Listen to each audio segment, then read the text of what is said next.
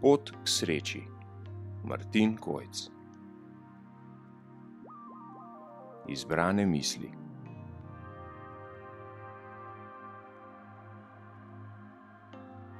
Naše življenje je podvrženo nenehnemu razvoju. To je naša usoda. Temu ne moremo ubežati. Razvoja pa si ni mogoče zamišljati brez zmot in napak, brez trpljenja, ki iz tega sledi. Da bi lahko uvideli slabo in spoznali dobro, moramo utrpeti slabo, torej je trpljenje sredstvo za dosego sreče. Vera ali domneva izhajata iz nevednosti in negotovosti. Vedenje ali razumevanje pa iz načela resnice, ki je večna. Ker inteligenca, ki nas v svoji popolnosti in vsemogočnosti nenehno poraja in ustvarja, ne more poznati ničesar nezaželenega, izhaja vse nezaželeno v našem življenju le iz naših zmotnih domnev o življenju. Na podlagi teh domnev se lahko po očiščevalnem procesu trpljenja dokopljemo do absolutnega vedenja o pravih povezavah naše biti in do neproblematičnega aktiviranja naše usode. Novo spoznanje lahko sprejmemo tudi od drugih, ga ovrednotimo in dojamemo. Nismo primorani do novega spoznanja vedno priti z lastnimi silami in tu knjiga Pot k sreči dobi svoj smisel in namen.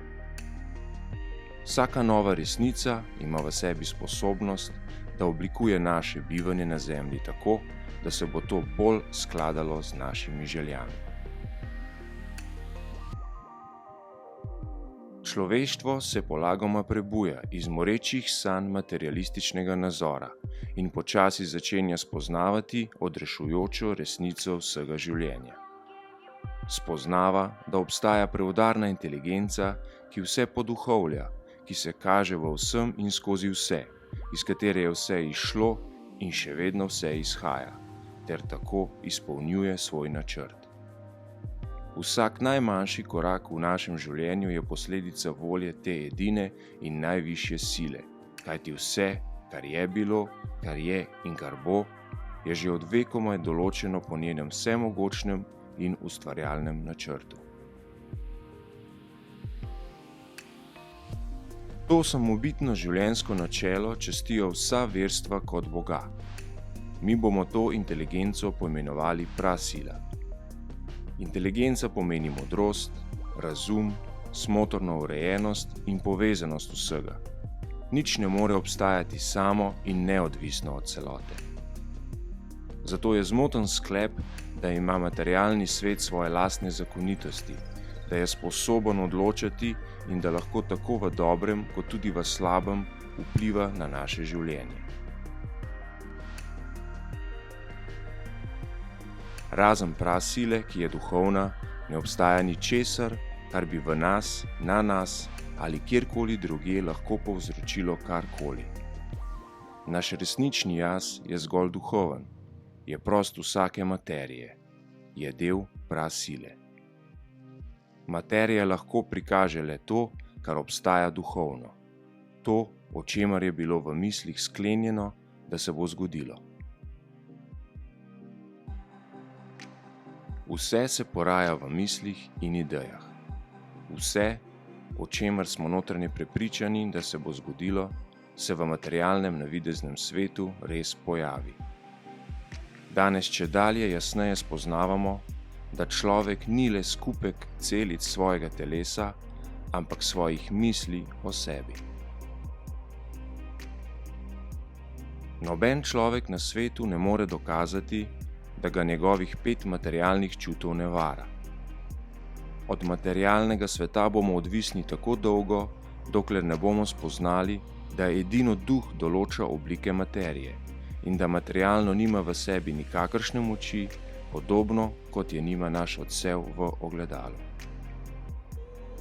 Vse, kar zaznavamo z našimi 5 čuti, učinkuje na nas tako, kot si zavedno ali nezavedno predstavljamo v duhu. Naše misli, našo celotno sposobnost za predstavljanje, obvladuje prasila, ki vse predvidi. Človek misli in si želi v imenu prasile. V materialnem navideznem svetu se pojavi to, o čemer miselno domnevamo, da se lahko in da se bo pojavilo. Nekaj lahko naredimo, če si predstavljamo, da to lahko naredimo. Šele spoznanje, da v vsem vesolju ni sile, ki bi nasprotovala samodejni izpolnitvi naših želja in jo zavirala, nam v celoti omogoči, da pustimo prihodnosti usode prosto pot in tako neomajno zaupamo prasili oziroma našemu višjemu jazu. To spoznanje nam onemogoča, da bi v življenju karkoli izsiljevali, se česarkoli bali, kogarkoli sovražili in tako duhovno povzročali, da bi se lahko zgodilo nekaj nezaželenega. Vsaka skrb, vsak strah, vsak nemir, vsako nezadovoljstvo, vsaka jeza izhajajo iz naše nevednosti, ko verjamemo, da se nam bliža ali da obstaja nekaj nezaželenega. Ampak le zaradi slabega in nezaželenega, preko katerih moramo iti, se lahko polagoma dokopljemo do spoznanja resnice, ki nas lahko odreši. Povsod obstajajo le duhovni zakoni, ne glede na to, zakaj ali za koga gre. Ti zakoni so vedno enaki. Če zaupamo prasili, če pustimo prihodnosti prosto pot in v vsem dogajanju vidimo dobro, se bo brez težav zgodilo zaželeno. Če pa ne zaupamo, če predvidevamo slabo in skušamo svojo voljo izsiljevati usodo, se pojavijo trenja in zgodi se nasprotno od zaželenega. To nam pove, da je bilo vse ustvarjeno in se bo še naprej ustvarjalo po nekakšnem enovitem, čudovitem načrtu, ki najmanjšo posameznikovo podrobnost premika enako kot neizmerno veliko celoto. To opazovanje nas tudi uči, da ne more obstajati svobodna človeška volja, s katero bi bilo mogoče samovoljno oblikovati našo usodo. Že najmanjše samostojno odločanje nekega bitja bi zmotilo načrt stvarstva prasile in povzročilo kaos. Je moje življenje potem sploh še smiselno? Naj postanem popolnoma pasiven? Odgovor: nemogoče je, da bi se človek do konca polenil in nič več ne delal, saj je zaradi prasile in želja, ki mu jih ta sugerira, nenehno prisiljen k takšni ali drugačni dejavnosti. Če se poglobimo v to resnico, kmalu spoznamo, kakšne velike možnosti se nam za to odpirajo.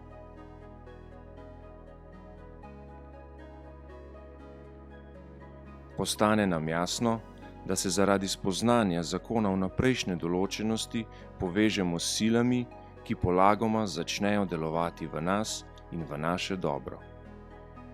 To ne pomeni predaje sladkemu brezdelju, temveč začnemo izkoriščati energijo, ustvarjalno moč in silo, ki jo v sebi nosi novo vedenje. Vedenje, ki ga povzročajo in vodijo višje sile in ki je v vsakem primeru povezano z uspehom ter srečo. V sebi spoznavamo delovanje vsemogočne in vsevedne inteligence, ki ji v življenju lahko vse zaupamo že zato, ker vsemogočnost in vsevednost ne moreta poznati nekaj nezaželenega. Uvidimo nesmiselnost urejanja življenja prek nervoze, jeze, strahu in zgolj z našimi lastnimi močmi. In le takrat, ko človek spozna nesmiselnost neke stvari, le to izpusti in zanjo neha skrbeti. Ko človek to, kar je do zdaj imel za slabo in nezaželeno, začenja videti kot dobro in zaželeno, zamre v njem izsiljevanje boljšega življenja in bolezen, nesreča, stiska, obup iz njega izginejo. Šele v tem primeru lahko pusti prihodnosti oziroma usodi prosto pot in se zanese na vsemogočnost v sebi. Posledica tega je harmonično življenje.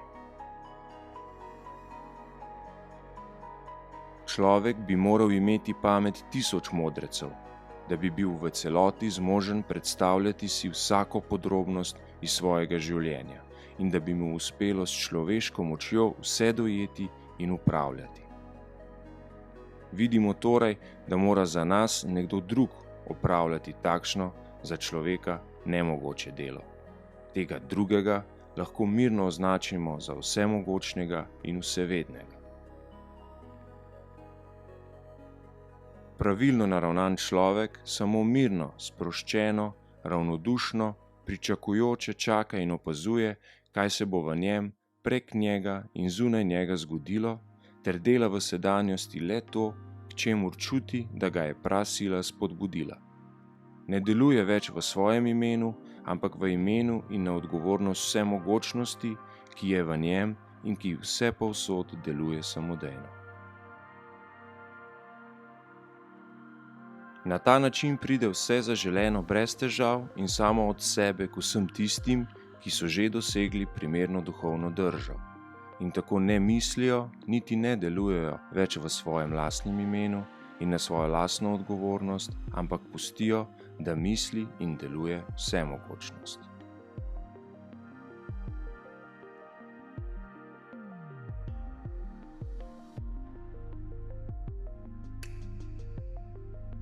Vse, kar se dogaja, je vedno dobro, zaželeno, smotrno in smiselno, ter vselej poraja dobro in zaželeno. Tudi takrat, če bi se mi nekaj zdelo slabo in nezaželeno, kajti prasila v svoji vsemogočnosti in vsevednosti ne more poznati slabega. To spoznanje me naredi harmoničnega, srečnega, gotovega, zadovoljnega, radoživega, neustrašnega in neskončno mirnega.